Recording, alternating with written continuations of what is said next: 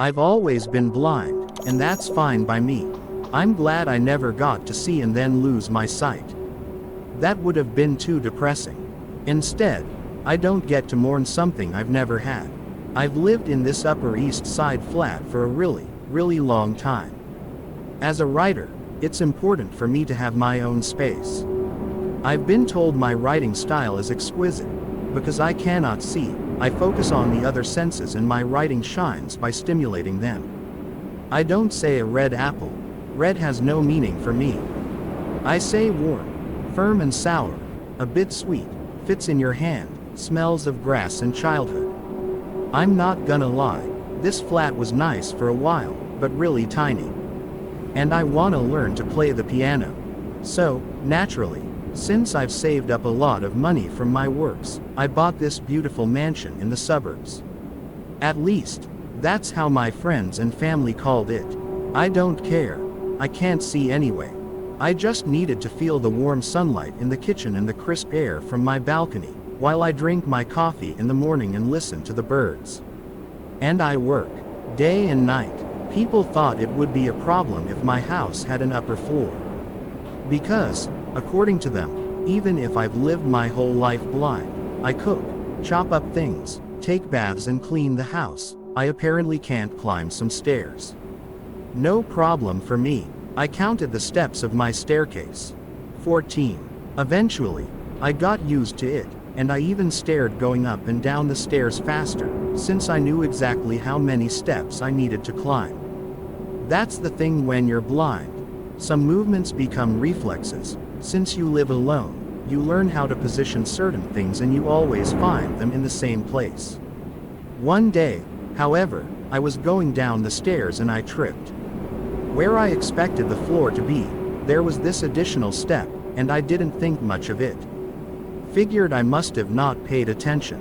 I mean, yes, it was odd, because after 30 years of being blind, tripping wasn't really a common thing, but I didn't look much into it. However, when I went up again, I tripped at the top. That was definitely unusual, sure as it was, one extra step. I went back the stairs and counted. 15. Counted again. 14. Seriously. Sure enough, 14 steps. Whatever. I went to sleep. A few days passed and I didn't trip anymore. I played it off as some error my tired mind made.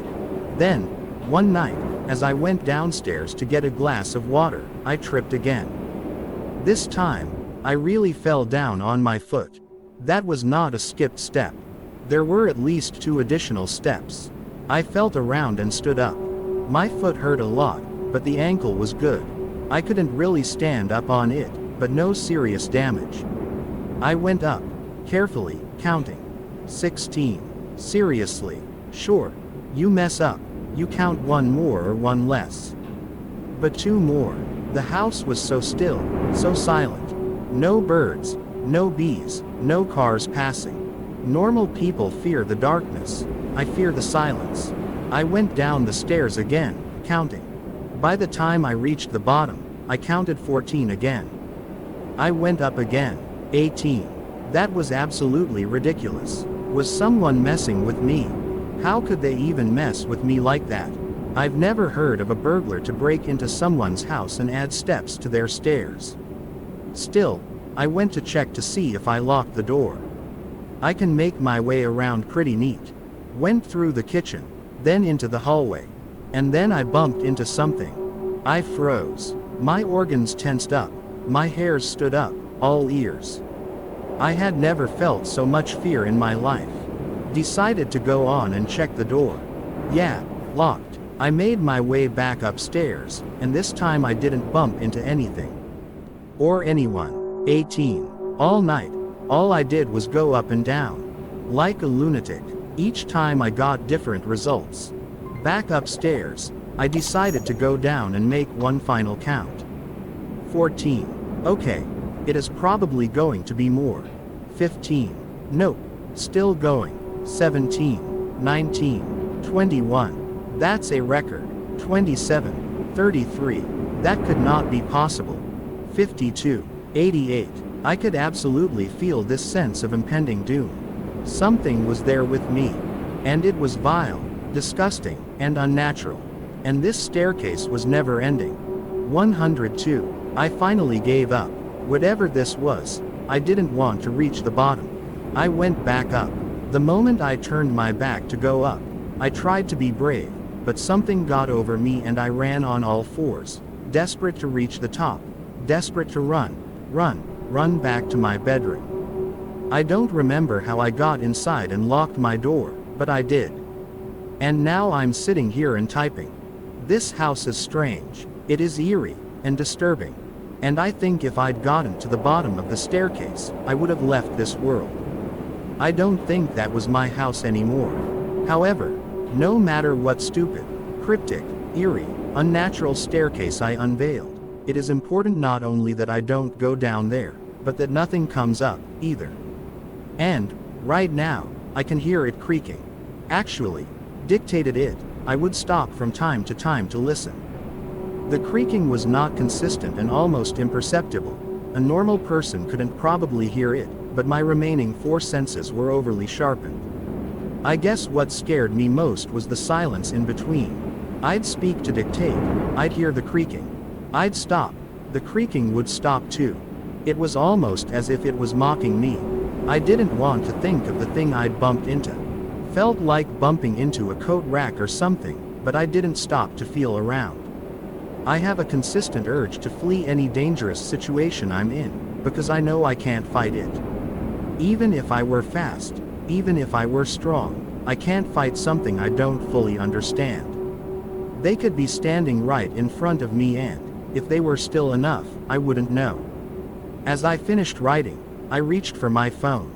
I figured I'd call my sister. I was starting to feel the warmth of the morning light on my shoulders through the windows and hear some birds. Judging on how stiff I felt, I must have been up all night. The creaking had stopped. Had it made its way up to my door? Was it standing on the other side? Hey Siri, call Daphne. My voice sounded so hoarse. Usually, I talk to myself a lot. I sing, whatever, I play music.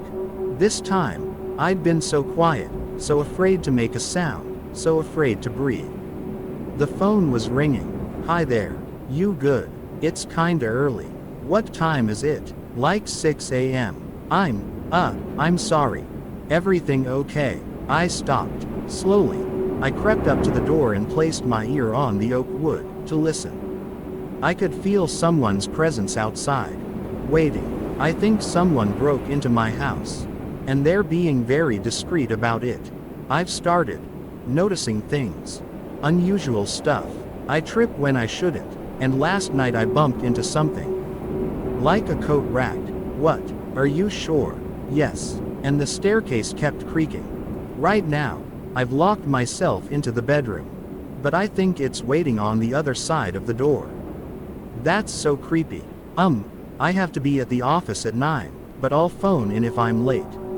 I'll come check it out. Thanks. Do you have a key? Silence. Daph. Do you have a key? No. Why? Didn't I give you one? You did, but I didn't take it. I felt weird having a key to your house. Whatever. Just come. I'll go downstairs again and let you in. Okay. Stay safe. Yeah. Whatever. I hung up and sat on the floor, back against the door, waiting, listening. Nothing was going on. Did I scare it off? She texted me she had 10 more minutes until she got to my place. Okay. Finally, I stood up and unlocked the door. I stood there in silence for a while. My options were very limited. Normal people could literally look around and make out if they were alone or not. I couldn't. All I could do was listen, and if whatever was there was being really still, really silent, my worst option was to feel around. That terrified me. I've talked to others, and something similar for them was sticking their hand out in complete darkness. The thought of touching that thing made my skin crawl. That direct contact was so unbearable and so much more dangerous, but I had no choice. Because everything was silent, so I stuck my hands out. My heart raced with every step. I wanted to keep going, but at the same time, I wanted so badly to stop and turn around. Made my way to the stairs. 14 steps. Back to normal. I was barefoot and the hardwood floors felt so cold, so unusual against my skin. I thought that bothered me, until I stepped into something sticky. Ew. Ew, ew, ew, ew, ew. What is that? I gagged and wiped my foot on the carpet. I was gonna ask Daphne what that was. Made it to the door without any other occurrences.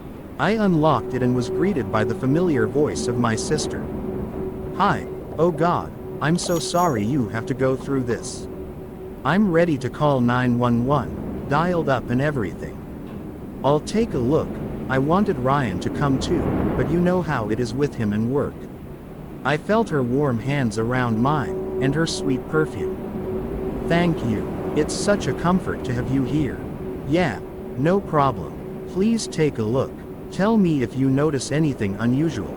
And, I stepped into something sticky in the living room. Please tell me what it was. Okay, I will. Let's see. I heard her pace the room carefully, without saying a word. Silence. So, what is it? Anything weird? Silence. Why wasn't she speaking? It's nothing alarming, it's just odd. What did I step on? First of all, that is jam. Jam. Yeah, jam. Are you sure? Yep. There's a jar on your counter. Open. Maybe you forgot about it.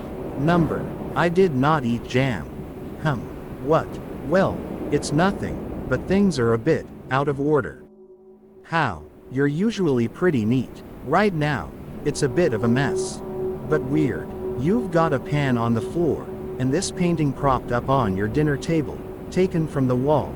A pile of clothes spread around, almost in a pattern. What are you saying? Go upstairs and check, too. I could tell she didn't want to, based on her hesitation. Eventually, I heard her climb the stairs and walk around a bit. So, anything. Please speak. There's nothing weird upstairs, and no one, anywhere. It's pretty neat. That bothered me for some reason. How neat? Well, the usual. Bed made. Things in order. My bed is made. Yeah, I didn't make it. I was literally sleeping in it. Then I woke up to get a glass of water. Then the weird things happened and I locked myself in the bedroom. Didn't stop to make my bed. I mean, it's not perfectly made. Like a child tried to. You said no one was there. No one. Call the police. I heard her getting downstairs. Look, I can't. Why not? Someone was definitely around in my house. And tell them what? That someone made your bed. Placed your pan on the floor. No signs of forced entry. You didn't get hurt. I bumped into something. In the middle of the night. In the dark. How? Unusual. Okay. Well, someone was definitely there. Look, there's not much I can do. I've checked everything. You're pretty safe. You have no attic. No basement. No back door. Windows locked. Door locked. You're good. I'll help you clean up and I'll get going. If there's anything weird, call me. Okay. I had to ask her. Even though she was going to think I'm crazy. How many steps does my staircase have? What? Count them for me. 14. As usual. Okay. I definitely felt I had flipped a switch with that question, because, after that question, the way she talked to me changed. She was overly patient, overly calm, kept telling me to put on some music, de-stress, take a bath, listen to one of my audiobooks and don't panic. I felt an ounce of heartbreak, to think my sister didn't believe me. But I moved on. After that, a few days passed, when I kept staying alert, but nothing happened. No weird stuff. Everything had gone back to normal. Christmas came and I hosted. Had friends and family over, and forgot about how lonely and desolate I'd felt in that house.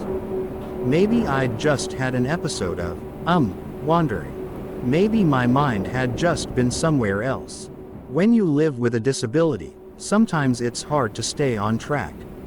So what if my mental health had taken a hit? I was aware of it, and decided to see a therapist. Months passed, and nothing happened. I was happy.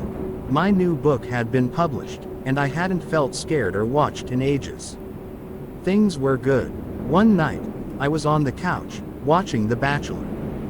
Well, not exactly watching, but listening. You know what I mean. It's still entertaining. The AC was on and blasting waves of warmth around the house, and I was starting to feel sleepy. I reached out my leg out of the blanket and touched the floor. The cold floor. Reached my hand out and felt the couch. Cold, too. This coldness was everywhere. How could it be? I'd had the AC on for the whole evening. Why was it so cold? I reached for the remote and turned the AC up. It wasn't working. Stupid air conditioner. I'm gonna turn it off and on. Modern problems require modern solutions. I told you I talk to myself a lot. So I pressed the big button. The AC beeped. The beep was wrong. It should have been lower. It's higher when it turns on. Was it off this whole time? Couldn't be. I had literally felt its warm breeze on the back of my neck. I stood there in silence, trying to process. It was as if I was just stalling, delaying the moment of realization, because I didn't want to.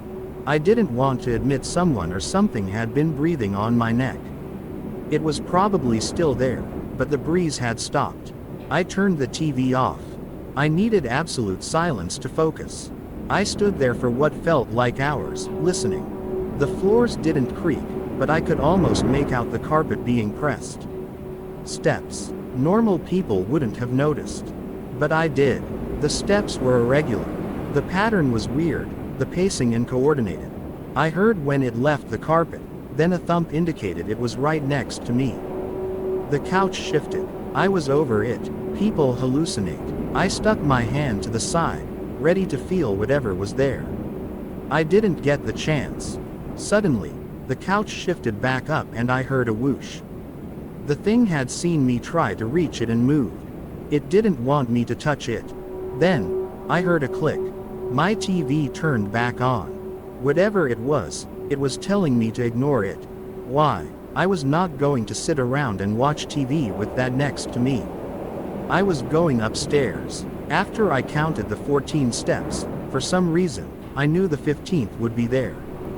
Went back down. 17. Went back up. 19. Back down. I was 20 extra steps in and counting, when I realized it was not going to end. Stairs were tweaking again. Turned around. Went back up, into the bedroom, door locked. The TV was still running downstairs. After a while, I heard it turn off. Others would have been terrified. I was relieved. That meant the thing was downstairs and not here, with me. I've decided to install some cameras around, to be safe. If anything peculiar happened, I wanted to have a friend check them out. Or, at least, tell me I was being crazy. I set them up the next day, after the incident I posted earlier. After that, I kept minding my own business. I was terrified, and I know what you guys would say. Why would you still stay there? Why were you so calm? Well, there was this odd feeling I had. Something was definitely off, but somehow I was able to go through that, and be okay.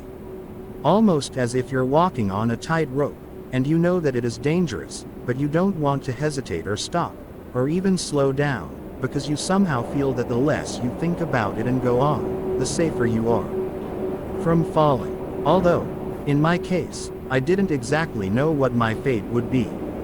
It was Thursday. I had just come home from my job. I also teach creative writing at a university. It is important that I write down my routine that day. I unlocked the door, got inside, locked it back, took my coat off and hung it up, took my shoes off, put my keys on a table, went upstairs, changed, washed my hands, came back down to cook dinner. Chopped, stirred, turned the oven on, set the table. Worked my way around the stove, sat down and ate my dinner, washed the dishes, so on. Then went upstairs, bathroom, sent some texts. Went back downstairs and turned on the TV. After a while, I began dozing off. I could not keep up with whatever fight was going on the show, and my mind began lazily sweeping away, until a dream made its way in, mixed with reality. I fell asleep. I awoke, and was greeted by silence. No eerie sounds, no movement. Silence. Weird. Hadn't I left the TV on? Oh, okay. I reached my hand out for the remote, which wasn't in the usual spot. The whole room was silent, so the thing was either very still, or it had left. I needed to call my friend and ask them to come over, so that I could have them check the cameras. The house remained silent for a while, until I heard his car in the driveway. Good. I let him in and asked him if he'd noticed anything unusual around. Not really. Opened up my laptop and had him access the footage. Okay. Let's see. So we're looking into today, right? Yeah, I'll just download the last 12 hours. That should be enough.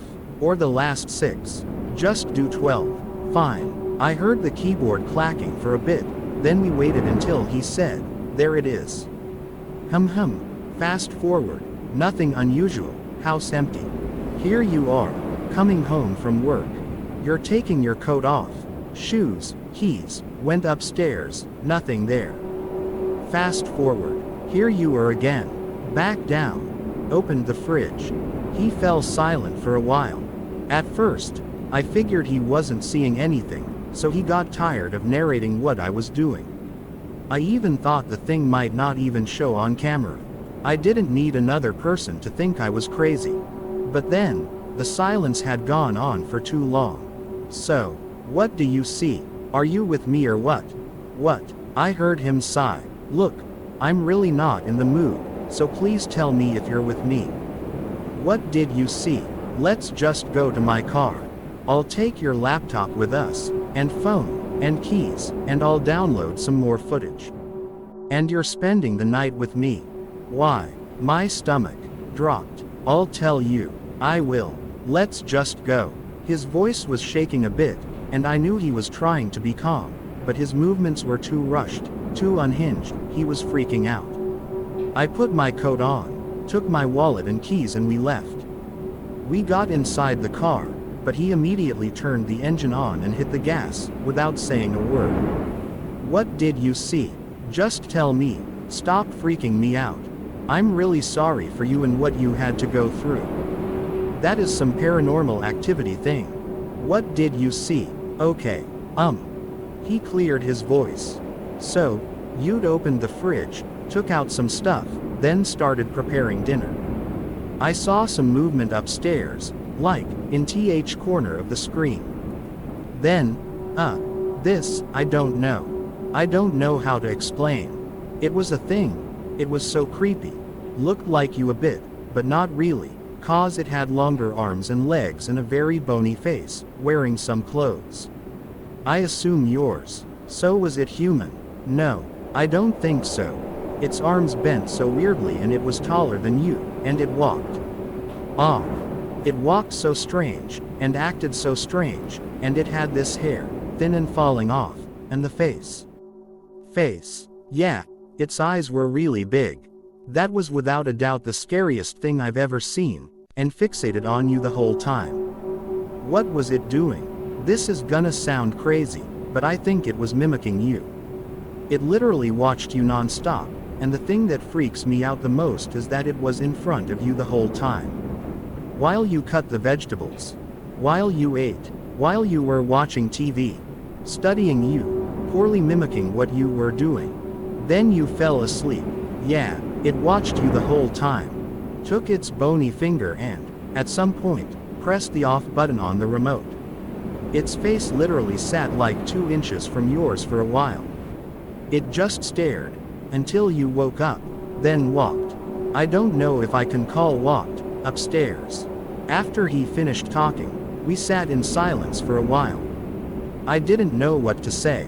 He parked his car and we went up to his apartment, then sat down to download the rest of the footage. Will, I swear to God, it's been watching you non-stop.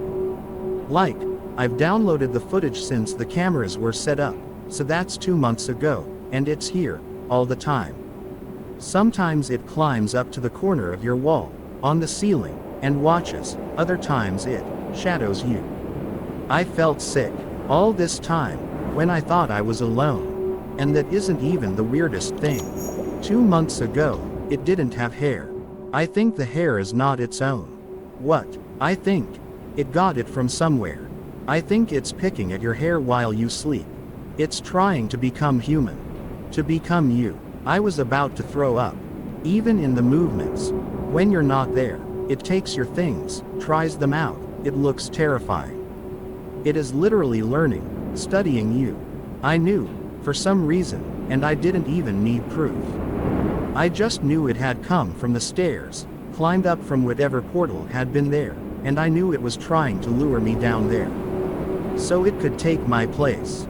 So it could become me. I explained everything to my friend.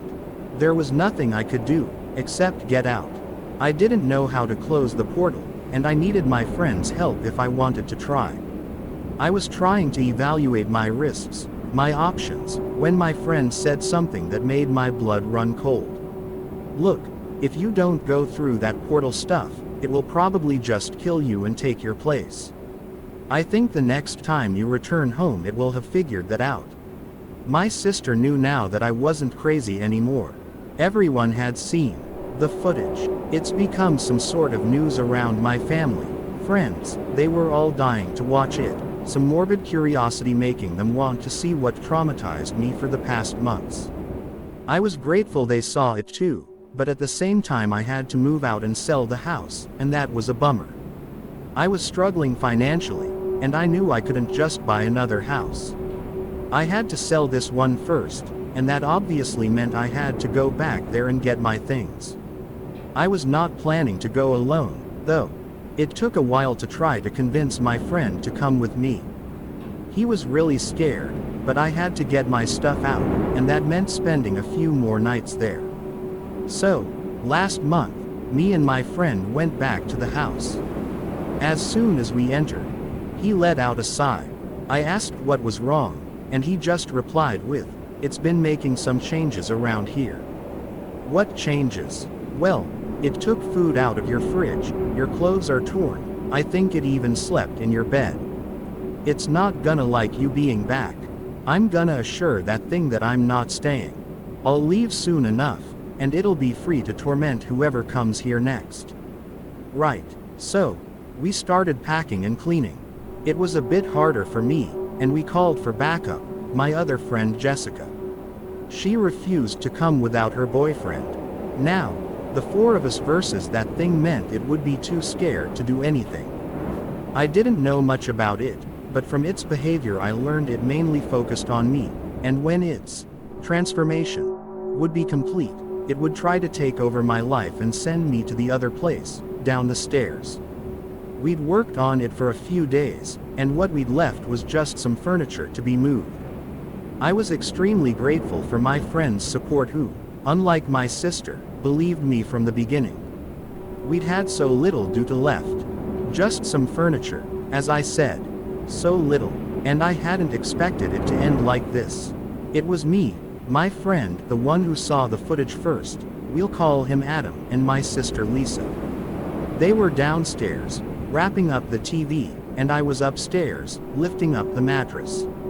I could hear their voices downstairs. Yeah, like that. Wait, no, hold it, you're literally not holding it, it's so heavy. Okay, now help me up with the wrapper. Yeah, you dropped it on my foot. Please just be careful.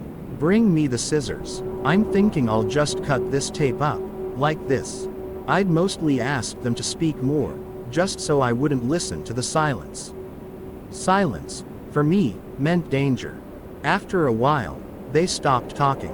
I could only hear the sound of footsteps and things being dragged around. Lisa, Adam, no answer. Guys, my heart dropped. I made my way downstairs. I'd subconsciously counted the steps. 16. Whatever.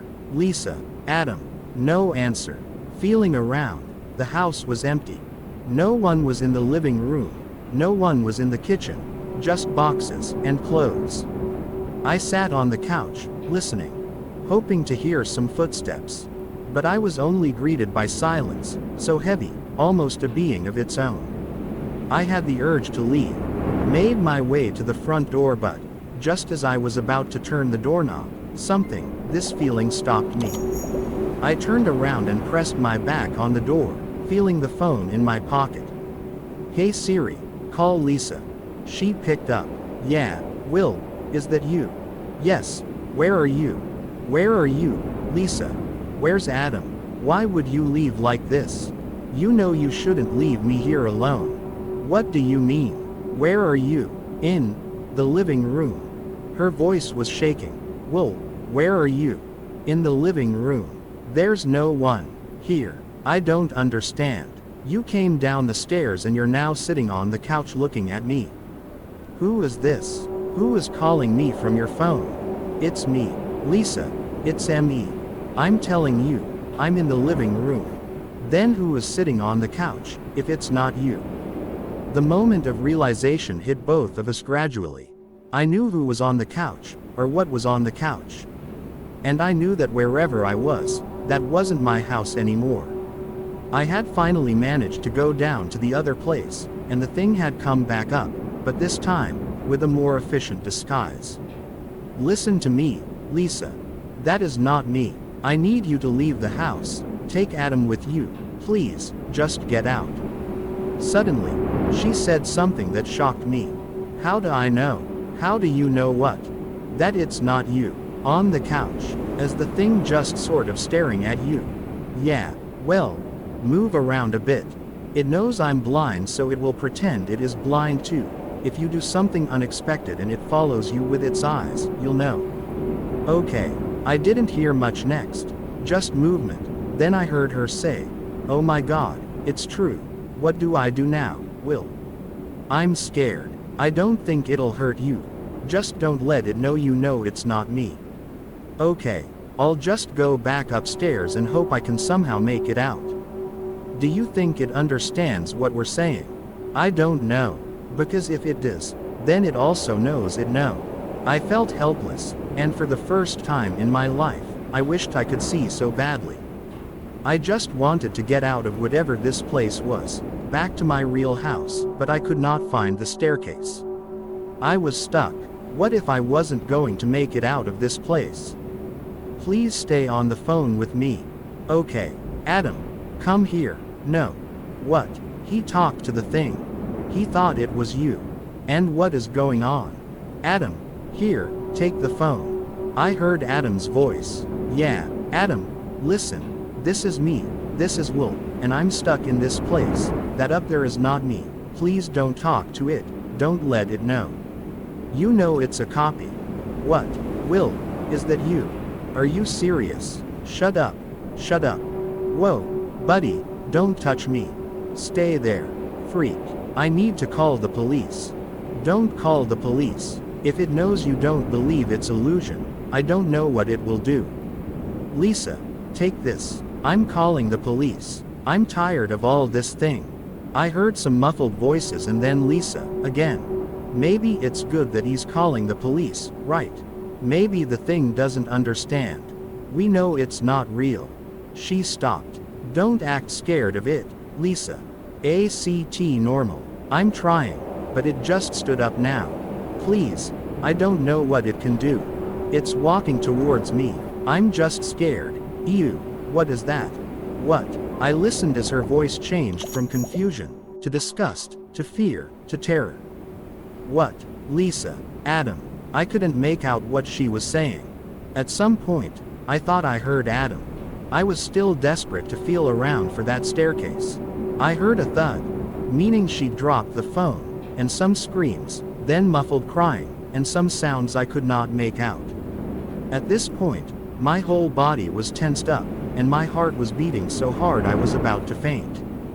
The more noises I heard, the more I was convinced something sinister had happened, and as much as I tried to deny it, I knew. I had no choice but to listen to this scene through the phone, unable to help, and even if I'd been able to get out of this place, I couldn't see anything either. At some point, after I'd screamed my lungs out, my face drenched in sweat and tears, the noise stopped and this silence remained, this silence. I hate silence. I kept wailing. hoping someone would respond. It could have been hours until I got a response, but not the one I hoped I would get. I heard some harsh movement, and then this hoarse, rotten voice, that wasn't even a voice, but something like an animal trying to mimic a human. I think I'll just sleep in. Asterisk. ... For some, it would have been comical, but I knew that was just one of the phrases I used to say. It had just mimicking me again.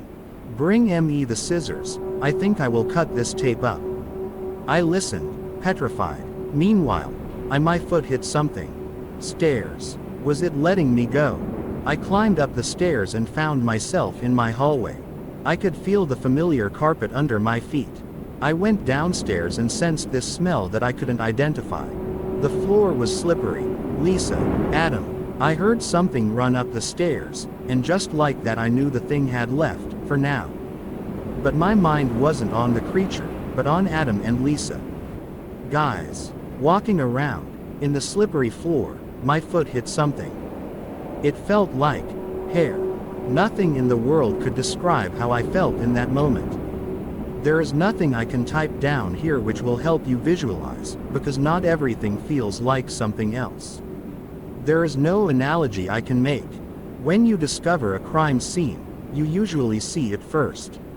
I hadn't. I'd just been walking around their bodies clueless for a good few minutes. You know how it feels to not know something is blood until you slip on it.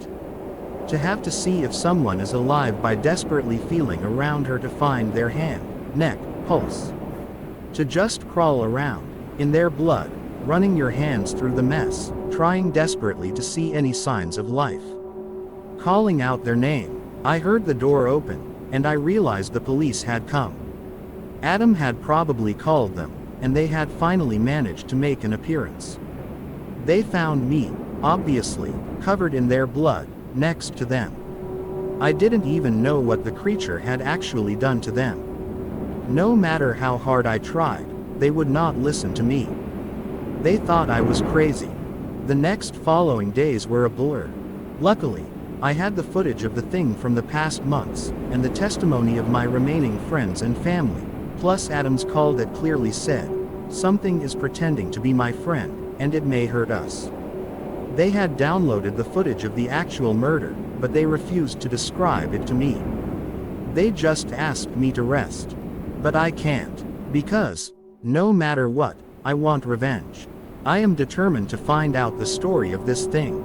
The story of this house, and its weird portal staircase. And I want to kill this creature. Even if it is the last thing I do.